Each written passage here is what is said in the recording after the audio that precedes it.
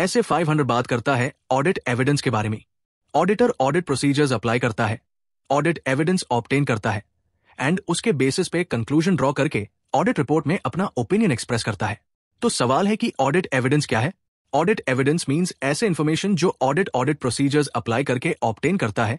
ये एविडेंस दो सोर्सेज से आते हैं, एक अकाउंटिंग रिकॉर्ड्स जैसे कि invoices, contracts, journal entries, reconciliation records and second है अदर इन्फॉर्मेशन लाइक मीटिंग के मिनट्स, डेटर या क्रेडिटर्स से एक्सटर्नल कंफर्मेशन, मैनुअल जिसमें इंटरनल कंट्रोल्स के डिटेल्स हो।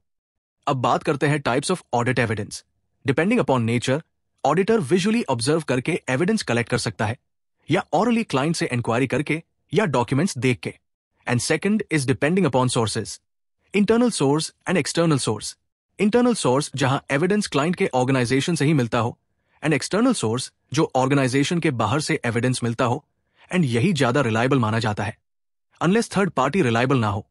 ऐसे केस में एक्सटर्नल एविडेंस को इंटरनल एविडेंस से मैच करना है एंड एक्सटर्नल एविडेंस ना हो तो जितने एक्सटेंट तक पॉसिबल हो इंटरनल एविडेंस कलेक्ट करना है। अब audit evidence sufficient and appropriate होना चाहिए। सफिशिएंट मतलब ऑडिट एविडेंस की क्वांटिटी सफिशिएंट होनी चाहिए। लेकिन कौन से फैक्टर्स हैं जिसे हम सफिशिएंसी पता करें? एक मटेरियलिटी, अगर ज्यादा मटेरियलिटी हो तो ज्यादा एविडेंस ऑब्टेन करना है। Second, risk of material misstatement, risk ज्यादा, एविडेंस ज्यादा। Third, size and characteristics of the population, अगर पॉपुलेशन ज्यादा हो बट होमोजेनस हो तो लेस एविडेंस से काम चल जाएगा, बट इफ हेटेरोजेनस पॉपुलेशन हो तो ज्यादा एविडेंस ऑब्टेन करना पड़ेगा। Now next is appropriateness.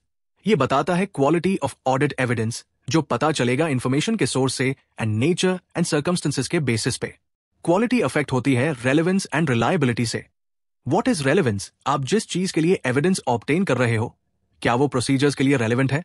अगर परचेस चेक करना हो तो क्रेडिटर से एक्सटर्नल कंफर्मेशन रेलेवेंट है, न कि डेटर से। Next is reliability. Audit evidence किस सोर्स से आया, उसका नेचर क्या है, किन सर्कमस्टेंसेस में ऑब्टेन किया और क्या कंट्रोल्स लगाए। इसका जनरलाइजेशन है इफ एविडेंस एक्सटर्नल सोर्स से हो या डायरेक्टली ऑडिटर ने ऑब्टेन किया हो कंपेयर टू इनडायरेक्टली तो ये ज्यादा रिलायबल है। सिमिलरली ओरिजिनल डॉक्यूमेंट्स ज्यादा रिलायबल है कंपेयर टू कॉपीज। अब आते हैं ऑडिट प्रोसीजर्स पे। क्या ऑडिट प्रोसीजर्स है? First is risk assessment procedure as per AS 315 and second is further assessment procedure as per AS 330 और उसमें भी टेस्ट ऑफ कंट्रोल या सब्सटैंटिव ऑडिट प्रोसीजर्स और उसमें भी टेस्ट ऑफ डिटेल्स और analytical procedures. What are the methods of obtaining audit evidences? First, inspection. Records documents को inspect करना चाहे वो internally हो या externally in paper form और electronic form. Second, observation. जो भी procedures perform हो रहे उनको observe करना, लेकिन इसमें एक limitation है। Control effective है, ये उतने periods का ही होगा जितने period के लिए auditor observe कर रहा।